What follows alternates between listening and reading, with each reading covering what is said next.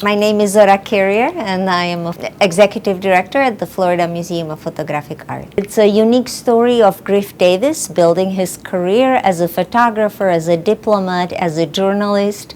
And of course, it's always unique when we have a little peek into a privacy of a celebrity, and I guess the Langston Hughes is representing a celebrity of our cultural life in 20th century. Since photography is such a broad medium and so widely recognized in the way how we communicate, how we share information, so I believe that the museum is really place for every age group, every ethnicity, every cultural background.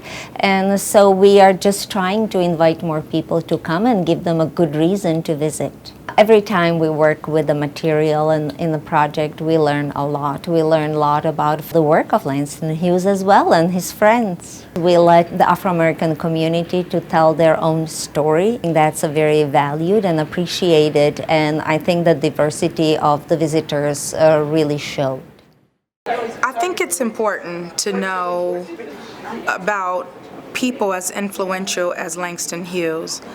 He was a great author. He has so many books. So this is kind of a look into his personal life, into this really great personal relationship.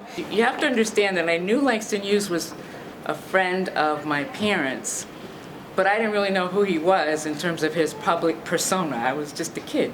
He gave me my first book. Really? Of course, I couldn't read, but... Did you say Langston Hughes gave you your first book? Yeah. I have to ask, what was the book? I remember the title said something about the West Indies. It's a children's book. Right, of course, And it yeah. was something about the Book of the West Indies. I started learning about him as I went through letters, as I went through pictures, as I found out where things were, all of that, and thought that, wow, this is a great story about their friendship that nobody knows. So now I feel doubly honored to have had the opportunity to bring his dream forward. I want to now bring forward Susanna Weymouth, Executive Director of the Tampa Bay Businesses for Culture and Arts, who is responsible for sponsoring this reception and just being a great person. Good evening. First of all, we want to say how proud and pleased we are of Dorothy and her brother and her family for sharing this extraordinary work by her remarkable father, who was a historical figure in and of himself and who also chronicled history so beautifully, as you'll see downstairs. Thank you, Dorothy. You honor us by being here in Tampa Bay. Thank you.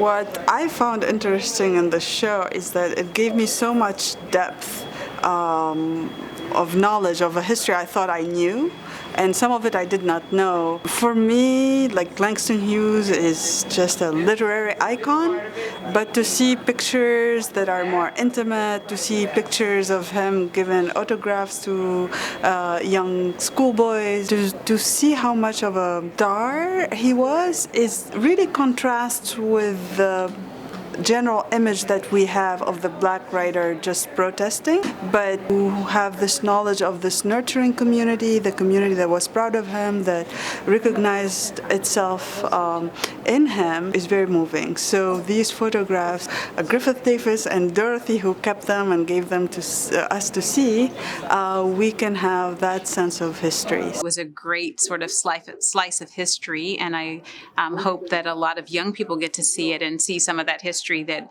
I've heard about, but they probably have not even heard about. Atlanta at the time was going through Jim Crow. And so for a black man to say whatever he was thinking could have been clearly detrimental, suicidal almost. And so he used the camera to just say what he had to say. Because it shows some very positive images of the African American community and of a lot of our great artists from the Harlem Renaissance. And so it's a sort of a great slice of history that, again, many of our young people haven't heard about. And this would be a great way to introduce them to the Civil Rights Movement, the Harlem Renaissance, in our history. It's historic. I mean, it's history.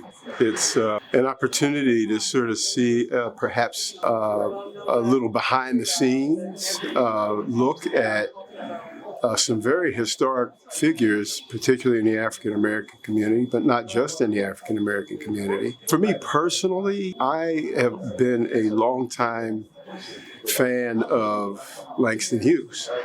And so almost anything that focuses on Langston Hughes and his writings, and frankly his activism, is something that is of great interest to me. This woman is unidentified at the moment, but she's part of the story. But you see the pad and pen and all that. I think sort of the letters that we saw gives you a personal side of him, sort of helps you understand, what he was thinking.